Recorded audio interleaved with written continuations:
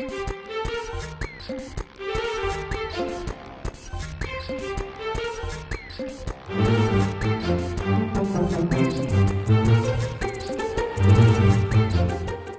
hello. I am addressing you from the recliner. I've been on YouTube long enough that I can make YouTube videos from a recliner if I want to. There it is. The lighting sucks. I know it does. And I'm drinking mead. I like it. I like it. I saw it on the shelf there at the liquor store, and I was kind of amused. It was like mead, and there were several varieties of mead. Like, who drinks mead anymore? You know, this is back in the time of what, like Robin Hood, and Friar Tucket and all that. And it's a honey wine, so it hits you with the taste of honey at first, which is pleasant, and then it has kind of a mild aftertaste like white wine. And I've gone through a whole bottle in a couple days. I really like it. All of a sudden, it kind of eases you into the buzz. You know, it's a gentle thing. So for you people who like to down like a Patron or something like that and get yourself hammered immediately, then it might not be for you. But for the rest of us, cheers. My last video was taken down by myself because I got a thing from YouTube saying that I might be violating copyright laws. Now, I usually try not to pitch a fit about these because I get a lot of those. But recently, if you've noticed, a lot of the intro music has been composed by myself, with some exceptions. But I think it was pretty good in the whole Venus Project series. That was all my music, with the exception of if there was background music for any of the video clips that I might have inserted. You know, for any of the things, you know, sometimes you just can't get that audio out if someone is speaking and I want them speaking on my video. Anyway, but I took it down, and I can basically sum up for those people who didn't see it, which will be the majority of you, because only about 60 of you saw it before I got that thing, and I'm like, dang it. I'm now working in a law firm. I am representing big businesses and insurance companies. Yes, and a lot of people were kind of disturbed by that. What I would advocate is this: is that when my firm defends a big, you know, oil company or something like that, we're not endorsing what possibly they're accused of, or might be found in a court of law to have perpetrated, right? And we're not a criminal firm; we just do litigation. Yeah, I don't know. It's different. Like if I say I defend Nazism, that's distinctly different from saying I defend someone in a court of law. Usually what happens is, like, say in an injury case where someone's working on the job, big piece of equipment falls on them and they get hurt. And then so they sue the oil company. The oil company comes to our firm and says, defend us. It doesn't mean necessarily prove in a court of law that the thing didn't fall on them, or pull strings or try to be corrupt in a way that we could avoid this matter entirely. Most defense work amounts to lowering the number of the damages, meaning a monetary amount that the defendant owes the plaintiff. That's because, ladies and gentlemen, when you go to a plaintiff attorney and you claim damages, your plaintiff attorney will round up considerably in that initial, it's called the complaint, but it's that initial filing with the court that initiates the entire litigation. They do that because if the defendant doesn't respond in so many days, they get what's called a default judgment, and then they have a court order to pay that much, whatever it might be, whether it's justified or not. And it's never accurate. It's not supposed to be accurate from the plaintiff's standpoint. It's always supposed to be more than what is actually justified. You know, it's easy to get upset at oil companies and energy companies and insurance companies and big businesses in general. I understand that. But if we really want to degrade ourselves to the idea that, look, this happened and we don't care about the equal justice kind of punishment thing, we want to stone them to death, you're really kind of degrading society back to the times of the Old Testament, right? Where a little daughter was stoned to death because she didn't listen to her parents. And I've forgotten the citing to that, but look it up. Read your Bible.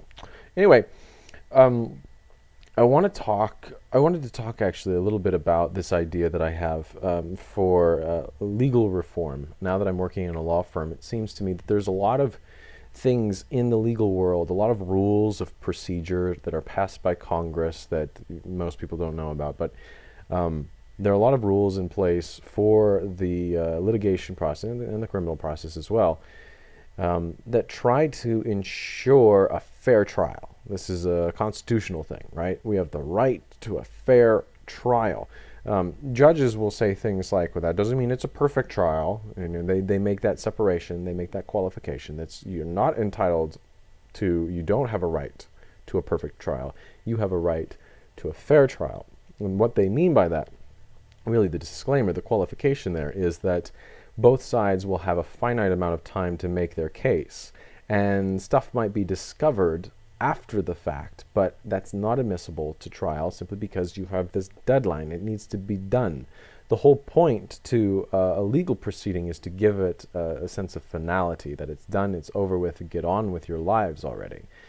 Something that lacks and is distinctly and characteristically lacking in any form of kind of anarchist utopia or anarchist form of society, whether it's capitalism or whatever. In those societies, because we don't have some sort of overlord kind of a thing, whether you find it deplorable or not, the court system in an anarchic society would not be able to give a sense of finality. Just like the iPad is not a sense of finality to what a computer tablet could be. There are lots of competitors, and so the people would be running around from court to court trying to get the judgment that they would be court shopping, trying to get the judgment that they want, not necessarily the fairest trial. They would be self-serving, and since there would be no overlord or overarching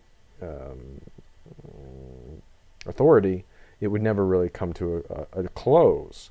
Because what we have in our system is, one is double jeopardy. You can't be tried for the same criminal case twice. And for civil matters, it's called res judicata, which means if I'm your employer and you get hurt on the job, you can't sue me twice for that same thing. It's done. It's over with. It's the law. And in anarchy, we don't have law. At least not overreaching law. We would have bylaws, and it would be whatever. This is a different video. My point is this. It's not fair, in spite of the efforts, the genuine efforts that rules of civil procedure and criminal procedure make. We have the same time frame as the other side. I'm on the defendant's side almost always. All the cases that I'm working on presently, anyway, I'm representing the defendant, or helping to represent the defendant. And by the way, I'm a paralegal, which puts me below an attorney and above a secretary. Basically, it's like I'm an extension of the attorney's intellectuality, is how I like to see it. If the attorney was a knight, I'd be the squire. The secretary would be the scribe. There you are. Anyway, but it's not fair, because even though we both have the same amount of time, and even though we might have all the same evidence before we go to trial, because when you get evidence into trial, you don't just bring it up at trial. You have to go to what's called a pretrial conference. This is where you meet with the judge and the other attorney from the other side, and then you debate as to what evidence you admit into trial. And that gives both sides notice of what is going to appear in trial. So whenever they say, look at Exhibit A, the other side knows precisely what Exhibit A is going to be from at least that pretrial phase, but oftentimes much more before that, because of the discovery phase and all the technicalities that are associated therein. So even though we have the same evidence in front of us, the plaintiff and the defendant, and even though we have the same time frame, the plaintiff and the defendant, this really is misleading. What oftentimes is the case is that the defendant is going to be a big business, which can retain a larger firm.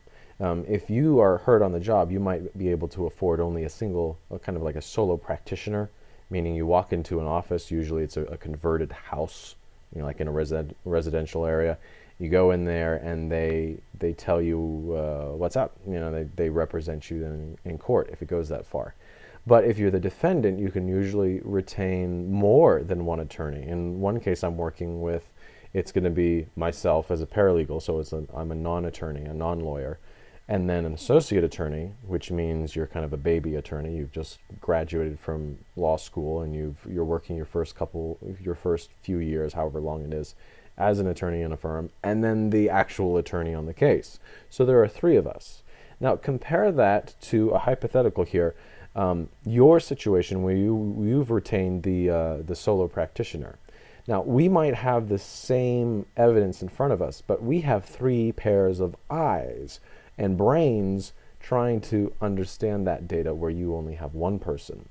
So even though we might have a set time frame that is exactly the same, the working hours, that's the key, the working hours between my defense firm that I work for and your solo practitioner that you might be suing our client with or through will have a completely different kind of, someone is texting me. And anyway, that the working hours is different. It's going to be 3 times the amount of working hours for our side as it's going to be compared to your one. So what I would propose, and I'm interested in your thoughts, is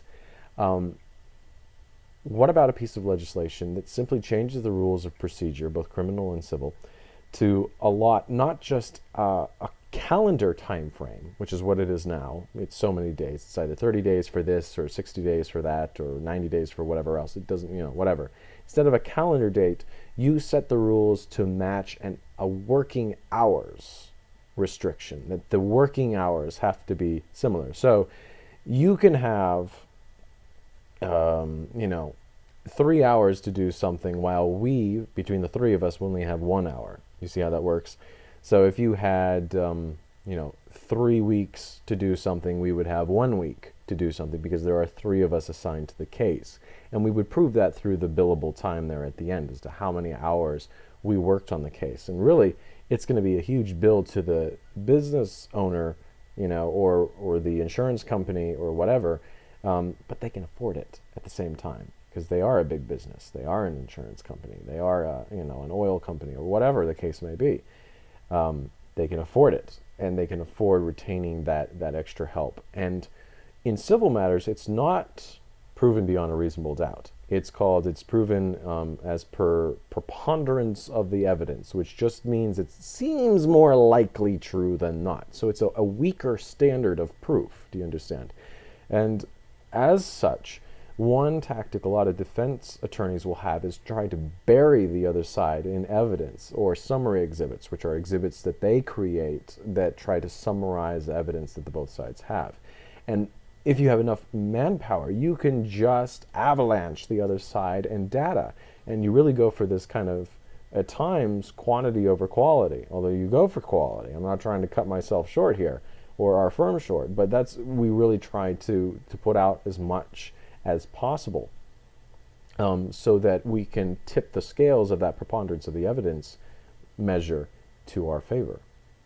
Is it fair, though, that we have 3 working hours for every 1 working hour that a solo practitioner has? I say that it is not fair. I say that you are being denied your constitutional right with the present rules that we have. Comment. I'm interested to hear what you have to say.